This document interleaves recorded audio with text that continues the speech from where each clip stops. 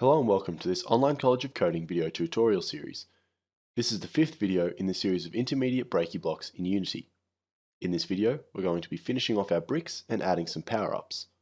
Before watching this video, it's recommended you've seen the previous videos in the series, as well as the Introduction to Unity and Intermediate Programming Concept videos. Let's get started. In the breaky blocks game, some bricks have effects that play when they're destroyed. For us to determine which brick is which, we'll have to perform a check to see what texture each brick has, since that's the only difference between them. Open the brick script and let's add the code. There's no point in performing this check until the brick's been destroyed and we need to perform the effect that it has.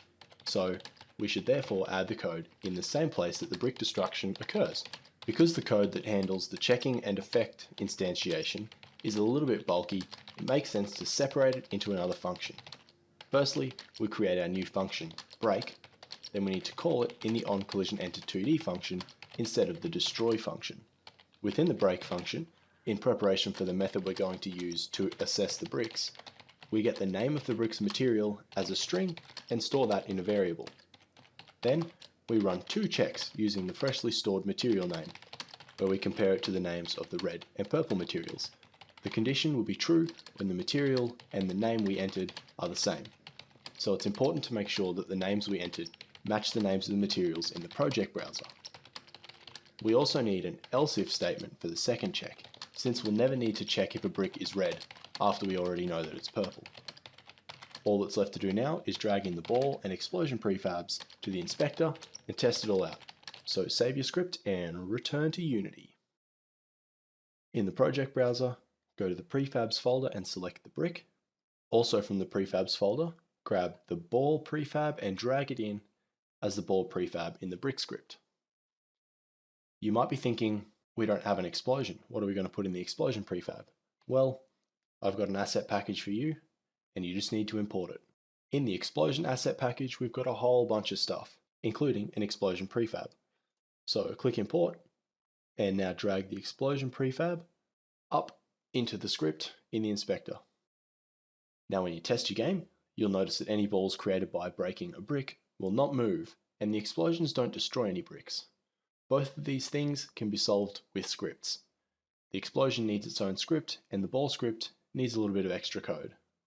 Basically, the ball needs to be launched after it's instantiated by the brick breaking. If you take a look in the script, you'll see that we're only ever calling the launch function inside the paddle script. The balls created by the bricks aren't around at the start of the game, and they don't have any relationship with the paddle. But we need a way to differentiate between the balls from the bricks and the ball attached to the paddle. Open the ball script and add the following code to the start function. When the paddle creates the ball, it also parents it to the paddle. So any ball that's created via a brick will have no parent. Therefore, we can perform a check as each ball is created to see if it has a parent. It's going to be really quite simple. While we're working in the start function and adding multiple balls to the game, we're going to add an exception to the physics engine so that the balls can no longer bump into each other, instead they just pass through each other. That's what the ignore layer collision function does. Save your script and return to Unity. Select the ball in the prefabs folder and use the inspector to click the layer menu and choose add layer. Choose one of the non-grayed out layers and name it balls. Select the ball prefab in the prefabs folder once again, and now choose its layer to be the balls layer. All of the balls have their own separate layer, and they can't bump into each other and bounce off each other. That looks like it works perfectly. Now to sort out those explosions. At the moment, the prefab is just a group of particle systems that make the explosion effect.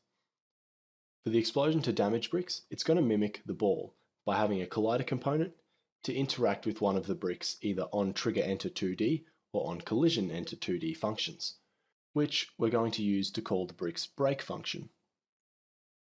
Select the explosion prefab in the project browser and click the Add Component button.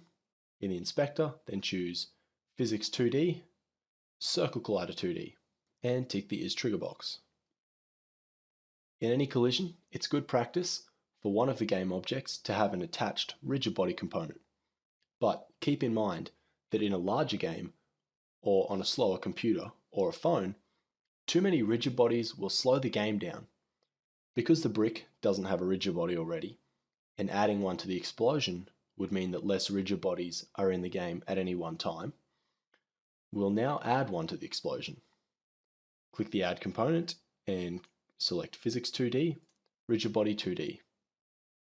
Set the gravity scale to 0 and the sleeping mode to Never Sleep. Also set the collision detection to Continuous. Now click the Add Component button again and choose a new script. Name the script Explosion, make sure it's a C# script, then click Create and Add. Go to the Assets folder as usual, drag the script into the Scripts folder, and open it up in Run or Develop. Because rigid bodies can slow our game down, we need a way to destroy our explosion objects after they've done their job. But we don't want to interrupt the explosion effect by destroying them too quickly. The code in our explosion script simply queues up the game object to be destroyed in 5 seconds, but not after also queuing up our new custom collider off function to turn off the explosion's collider after 0.2 seconds, meaning it can no longer damage any bricks. Save your script and return to Unity. To have the brick detect a collision with the explosion, we can virtually duplicate the code that lets it detect a collision with the ball. So let's open up the brick script and add that code now. Copy and paste the entire onCollisionEnter function beneath itself, and change the name to onTriggerEnter2D. Change any code relative to the ball to now be relative to the explosion, and change the function parameter from a collision 2D to a collider 2D. Now anytime the brick comes into contact with a trigger collider, if that collider is attached to the explosion, the brick will break. Now return to Unity and test it out. Very cool indeed. Our explosions are destroying the bricks around them. At the moment, our brick rows are spawning in at the top of the level and destroying upon collision with the ball. They even create explosions and balls, but they never scroll downward and they never respawn. To make our bricks move downward in a Space Invaders-esque way, we need to attach them all to another parent game object. That way, we can simply control a parent object and have every single brick follow suit. So, open the Brick Manager script and let's add some more code. To get the bricks moving, we're creating an empty game object as the brick movement parent while the game is running. Then we keep the hierarchy tidy by setting its parent to the Brick Manager. To make rows spawn continuously, we've moved the loop that spawns the bricks into the update function. We've also modified the condition of the loop. The loop no longer runs a specific amount of times, it runs whenever there's enough room between the top row of bricks and the spawning height limit we've defined as the brick spawn height. Just before we check to spawn the row, we update the position of the brick movement parent. Because we've added the brick movement parent, we need to update the spawn brick row function so that it creates each brick as a child to it, thus making them move along with the parent too. In this step, we have added quite a bit of code, and it might be best if you just press play and see what happens, then maybe go back and have a look at the code and you'll probably get a better understanding of it. Even though we've just added all that code, without actually defining a speed in the inspector as the brick movement speed, our bricks won't be moving anywhere. So select the Brick Manager in the hierarchy and in the inspector set its brick movement speed variable to 0.035. That is the final change that will make all of the brick movement work. Press play and test the game. If you can play it for long enough, you should be able to see new rows spawning at the top of the level and all of the rows moving down towards the paddle. Great work, by the way. You've finished the 5th part of the Breaky tutorial. Tune in next time, I'll see you in part 6.